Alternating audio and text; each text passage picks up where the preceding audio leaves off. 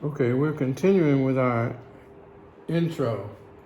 So I've selected a few other examples of solving equations. So let's go through these fairly quickly. They should be easy enough for you to follow. You can get them in your notes, but all the steps are the same each time. You follow the same basic routine. So the object, of course, is to get the x by itself, and then we know what it's equal to. So 2x equals a negative 3x. So I add 3x to both sides to move this over. So if I add 3x, this will cancel out. And 3x here will be 5x. So 5x equals 25. So your mind tells you the answer to this. So I divide by 5 and 25 divided by 5. So x would have to be 5. So move on to number 2. 10x minus 6 equals 4x plus 6. So if I subtract 4x from each side, this 4x will cancel out. I'm just showing it. 10x take away 4x is 6x minus 6 equals 6. So now I have to add 6 to get rid of this 6. Add 6 here to keep it equal. So when I add 6, this cancels out. When I add 6, I get 12. So now 6x equals 12.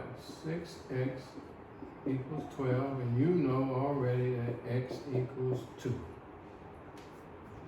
This one has 2 sets of parentheses, so we're going to have to use the distributive property. 3x minus 9, when I multiply, 3x minus 9 minus 16 equals 2x minus 16. 2x minus 16 plus 9. So minus 9 and minus 16 is minus 25.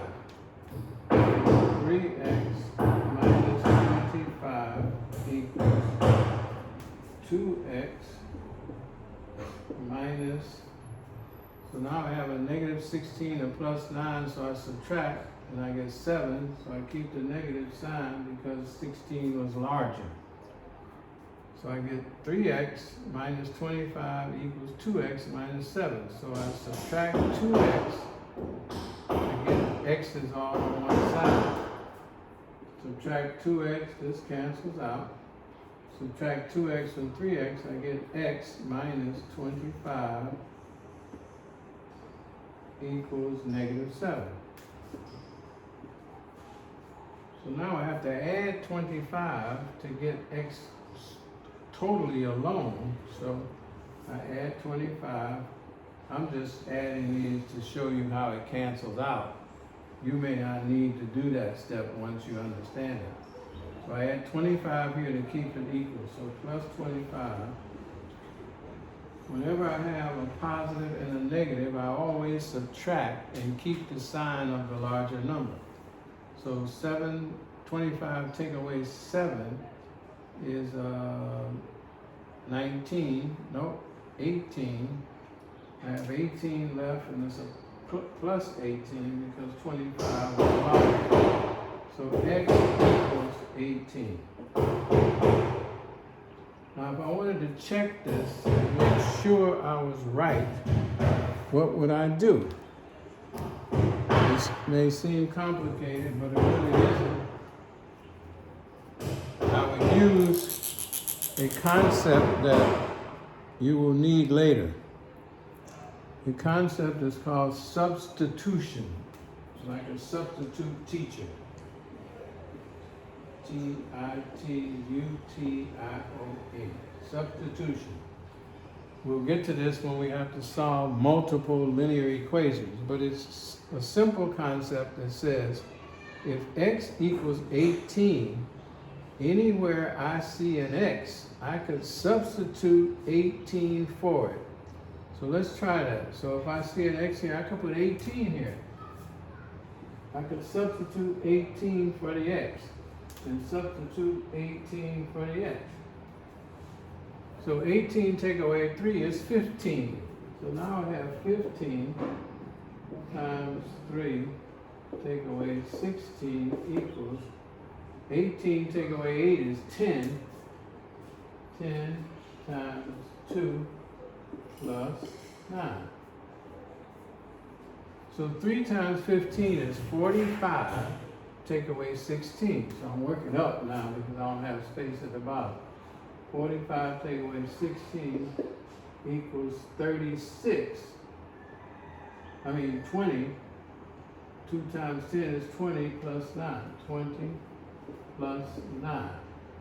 But we know that 20 plus 9 is 29. And 45 take away 16 is 29. So that works. So we're happy.